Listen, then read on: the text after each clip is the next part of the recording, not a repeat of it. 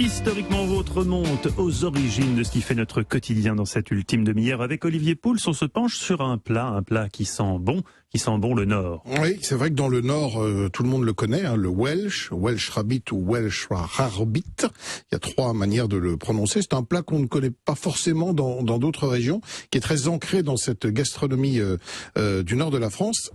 Je vous expliquerai pourquoi dans un instant, ce qui explique qu'on le connaisse bien là-bas, mais il n'est pas originaire du Nord, on va tout de suite le dire, il est originaire évidemment du Pays de Galles, puisque Welsh d'ailleurs veut dire gallois en anglais, et l'étymologie de ce plat viendrait du fait que les Anglais avaient vis-à-vis des Gallois un peu de condescendance, et au XVIIe siècle, on associait les produits de mauvaise qualité aux Gallois, on les appelait des Welsh.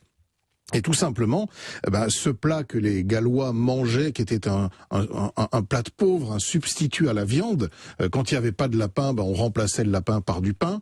Et donc, les Anglais appelaient ça un Welsh Rabbit, un lapin gallois, une espèce de plat. C'est drôle ce mépris.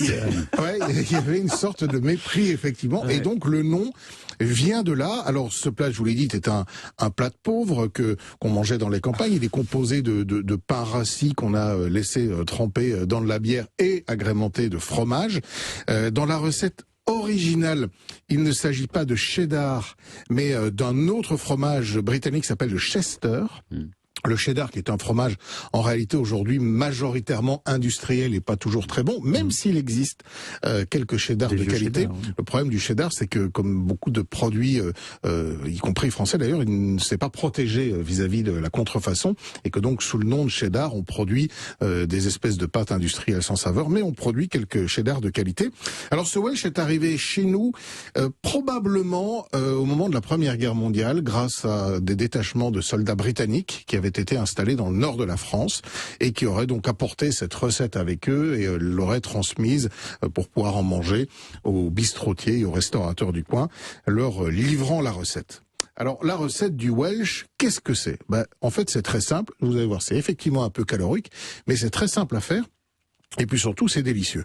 La base, du pain de campagne un peu rassis, chacun une tranche, du fromage, alors évidemment quand on le mange en Angleterre ou au Pays de Galles, c'est du cheddar aujourd'hui, mais en France, notamment dans le Nord, on le fait volontiers avec du maroilles, ça donne un goût un peu différent. Bon, ça sent un peu dans la cuisine quand vous faites chauffer, mais évidemment que c'est très bon. Il faut de la moutarde, de la bière, 10 centilitres de bière, et puis il y en a qui font aujourd'hui des Welsh améliorés qu'on appelle les complets, c'est-à-dire avec du jambon et des œufs.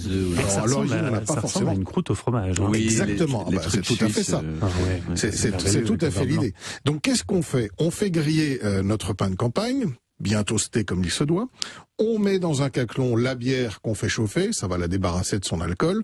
Dedans, on met du fromage en quantité assez importante, un petit 100 grammes par personne.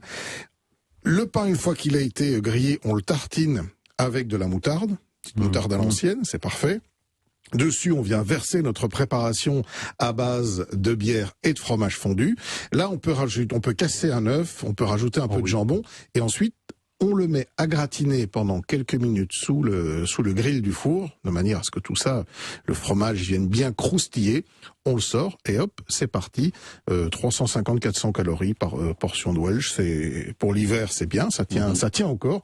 Mais c'est vrai que c'est délicieux. Et encore mieux avec un œuf qui vient de Tiron-Gardais, jardin Stéphane. Alors là, je dois effectivement préciser que Stéphane me l'avait promis. Il m'a livré des œufs authentiquement fermiers, parce que quand on voit leur tête, on a bien compris, ils sont même pas lavés, mais ils ont l'air délicieux. Je vais peut-être me faire un Welsh ce soir avec vos œufs par-dessus. Ça serait pas mal, non ? Vous m'en direz des nouvelles. De la chance. Merci Olivier, on retrouve toutes vos recettes sur le site europe1.fr.